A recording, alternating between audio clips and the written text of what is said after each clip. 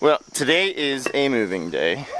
We need to move the sheep. We moved the pigs yesterday and the chickens. The sheep get moved more than any other animal for us right now. Usually we're moving them about every 3 days up to 5 days. 5 days is the hard line for them. The chickens get moved the least often. They're probably about every 9 days, which is probably slightly longer than their window should be. Their window should ideally be about 7 days. The pigs, we have a hard time of 13 days, but a lot of times they finish in an area. So like for the pigs, it's kind of like, oh, okay, it's not about the time, it's about when you're done. And that's the same for the sheep. Like we've had pastures for the sheep where they ate down 80% of it in 24 hours. And so, okay, well that was done.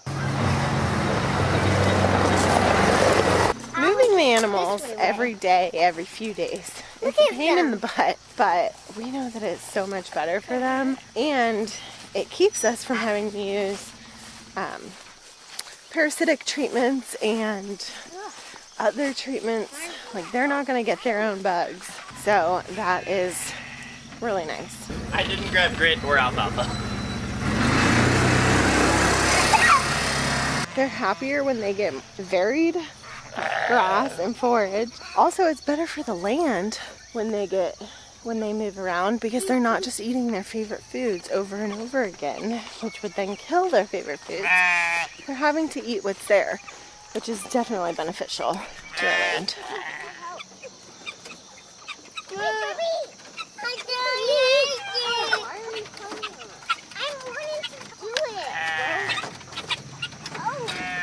I think our chickens almost hate coming out in the morning because they might get captured.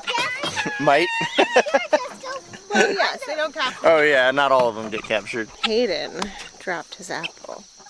Uh-oh. And didn't want it anymore. Oh my gosh, the chickens are eating the apple. Yep. Wow. I think they like apples too. They are like, this is yummy. Chickens serve two different purposes in this. One is they obviously need to avoid their own types of parasites and things like that. For laying chickens, it should be every 3 to 7 days that you move pastures with them. That's probably the one we're worst on. But for broilers or Cornish cross, it needs to be moved every day. So, because it'll get saturated in poop. If you've ever had Cornish cross, you know they're kind of gross if you don't move them constantly.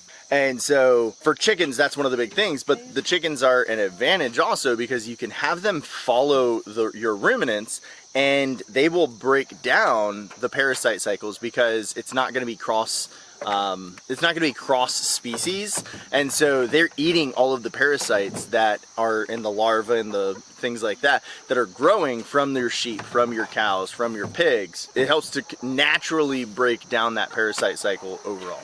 The sheep are probably the most parasite at risk animal that we have on our homestead. Yeah, and they need to be moved every 3 to 5 days. Ideally, you should keep the grass above 3 or 4 inches. That's where the most larvae and parasites are going to be, is in that kind of closest to the earth. But luckily, they're also probably one of the easiest animals to move, because once they get used to your movement patterns and your management pattern, basically we just open the gate and they run straight over to the new grass, because that's what they really want.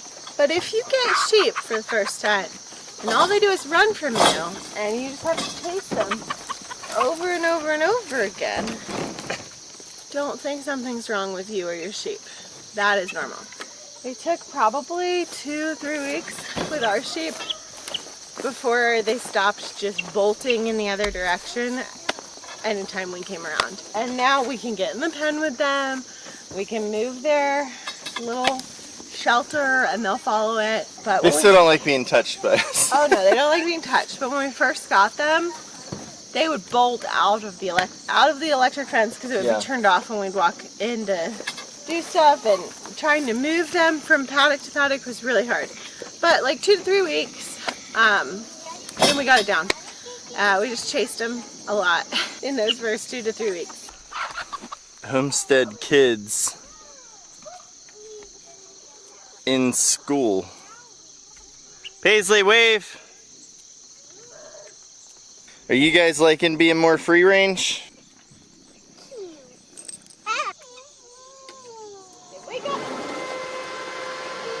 These are some of the hardest workers on our homestead, Sausage and Patty. This brother and sister are gonna clear up the rest of all of our heavy and thorny brush before they head off to freezer camp in about 15 days.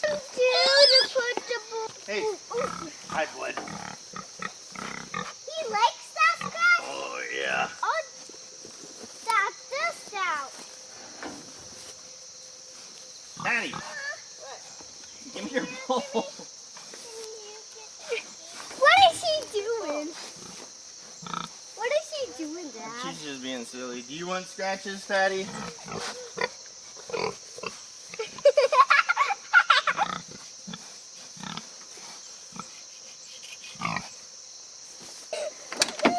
Honestly, we're gonna miss Sausage and Patty once they're gone because they eat all of our scraps. Chloe, do you want to dump it? Okay. I'll hold you up for you. You don't get it all the way out. Here, let me go first. Ella, come here. Help me carry it. Help! Alright, ready? 1, 2, 3. Here comes Patty. Or Sausage. I don't remember who's who. I can't. So for the pigs, it could be a little bit different. They can go up to 13 days on one single pasture if they're not rooting up a ton. You want to keep them, basically the more that they're rooting up, the less time you want them to spend on that pasture. Maybe even less than a week. So like here, I think we ended up having them for 8 days right here before we moved them. They just got here last night and you can see all that they're rooting up so far. And again, most of this is for parasite control and health of the animal. We're trying to have as close as possible, better than organic, all natural, no additives, nothing. So while we can't avoid that 100%, and I mean, if one of our animals got sick or something like that would be a very different story, but we move them, yeah, they don't get sick like this because they're not wallowing in their own filth for weeks and months at a time. They don't have internet, so if you give them a new pasture every day, it's more entertainment for them and they're less likely to escape the fence that you set up for them. Every week. We're not moving the pigs every day. That would be a lot. Any animal, yeah. Move it the amount of time. We just gotta let the dog out and then we're all set for chores this morning. Is it easier to do management intensive rotational grazing? No. Can you set up good systems though so that way it's not just a total pain all day every day? Absolutely. One of the best ways for us to do that is by setting up multiple pastures at a time. Now, we're not always the best at this, but when we set up 2, 3, 4 pastures at a time, it makes our lives so much easier because we're putting in all the effort and all the work once and we're not spreading it out every single day. While more electric netting is an investment, it's very difficult to do with just one. You need at least 2, and having 3, 4, or 5 of every type makes your life so much easier and also allows you to expand the size or contract the size of the pasture as needed. What are we learning in school today, bud? Are you learning how to climb? Yeah. Did you get him? Yeah, get all that dust off him. Yeah. All right, let's go. Yeah. Look at how loose this soil is too. Like, it's not just that the pigs dig it up. Like, Bubba. this used to be hard, compact, and now it's like a sandbox. So it's gonna be time to move the sheep today. I think we're gonna get that done after breakfast. So we're gonna start moving them down. They're right here right now. So we're gonna move them over here past where they cleared around all of these trees a couple days ago and just over beyond that and have them start clearing. You can see all that brush back there. They're gonna clear that down because that's all mullein and different like wildflowers that we don't want to get rid of, but we're not harvesting them this year. So having the sheep go over there is a really good way of keeping that on our homestead without having it overgrown all winter long. And that's kind of one of the ways that we're doing this. You know, we're intentionally putting them in pastures where we want to either trim things down, or in the case of the pigs, where we want to get rid of them entirely. Let's get back outside, which is always kind of like one of the hardest things for us, because good news about having a chicken tractor is it doubles as a clubhouse in the off season, doesn't it? Yeah.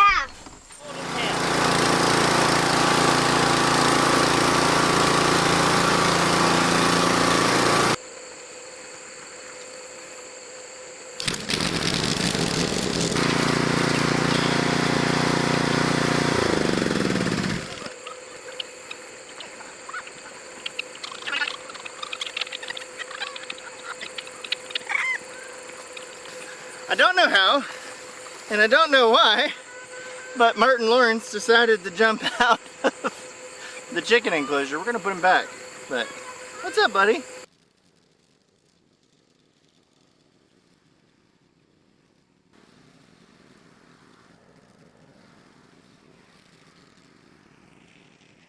This pasture that we're moving them to today is probably 2 days max pasture, because I mean it's pretty sparse, right? But this is what we'll be moving them to the day after that. You can see the difference in the amount of vegetation. So even if they don't get their favorite meal for 24, 48 hours, it helps us clear this down a little bit. And yeah, I could just take it out with the bush hog and it wouldn't really probably affect much, but we might as well do it.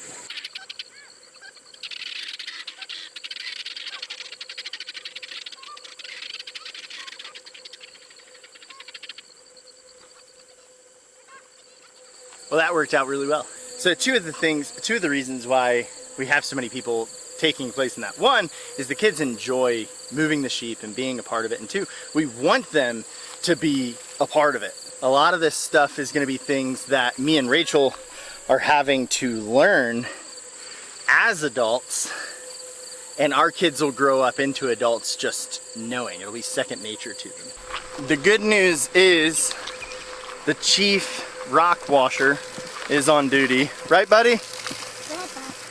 Our new free-ranging cats have learned that they have a safe place in the under the bushes. Hey, get up. We're behind the garage, and the kids won't chase them into the brambles. Unfortunately, hey. No. Our not so small puppy, who will also chase the cats, has not learned a similar lesson, that the cats are smaller than him and thus will not get covered in little hitchhikers. Hi, hello, you're a big boy. This is the third handful of these I just picked out of this guy's throat here. Now I will say that even though he's a puppy, he is a big part of our livestock plan, because we do have, I mean, we've got bears, we've got coyotes, we've got We have coyotes. yeah, we've got raccoons, skunks, we've got all the things. We have deer too. Well, we have deer, yeah. There's allegedly some mountain lions, although the Virginia DNR will say that there are none. Several people have told me that they've seen mountain lions out in these parts. So we have all of the things that would think, you know, a lamb or a chicken is real tasty. I'm not honestly too concerned about the pigs, because frankly I'm scared of them, and I imagine most everything else would be as well. They're pretty fierce, they can kind of take care of themselves, although I'm sure something could get it. We ordered him before we even moved here because we knew we would need a good LGD. Would we do it again? Probably. We might have gone with one that was already trained and a little bit older. Having a puppy is a lot. but we like that he grew up here. We like that, you know, he's kind of figuring it all out. And we've never, and we talked about it a couple videos ago, we've never had to really keep him on a leash. He's still small. I know it's funny to say. He's still small, so we keep him locked up at night. But probably by 18 months, we won't lock him up anymore. He'll be completely free roaming and can go kind of where he thinks is best on the property. And when we bought him, he was tinier than this. Yeah, he was about this big when we got him. So, you good boy? Yeah, you good boy. Well, me and all of my infinite distractions got distracted and realized that I did not, in fact, have 20 more minutes until I had to start dinner. I was supposed to start dinner 40 minutes ago. So now we're gonna see if I can manage to scrape together what we call them sheet pan meals, but we make them on the Blackstone. And basically it's just like a single meat and a bunch of veggies. We toss it all together. And it's generally delicious, really easy to go. We had some leftover red and white onions from burger night and taco night, so I'm gonna just use those instead of cutting up a new onion. And yeah, I'm gonna start the grill though.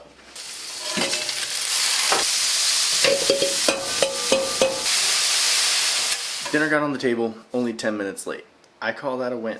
I got done 2 of the 3 things I said I was going to do today, and I think I might start taking a step back. I want to be busy. I want to do a lot, but I also want to enjoy my time and make space for reading so that we can get better. And I think part of that is I'm just trying to get everything done all the time, and I'm not leaving space for what I actually kind of want to do. So I'm going to set one goal each day, and once I get it done, then I'm going to read, or I'm going to play with my kids, or I'm going to hang out with my wife, or I'm going to do nothing. Now, when I say one thing, like, I don't mean just feed the chickens. Like, obviously the animals need to be moved, obviously the chores have to be done, but I don't have to finish every single project on my to-do list today. Again, a part of this is learning how to slow down and not be in such a rush all the time. So I think we're going to try that for a couple of weeks and see how we like it. All that being said, here's your daily reminder to always be thankful for the process.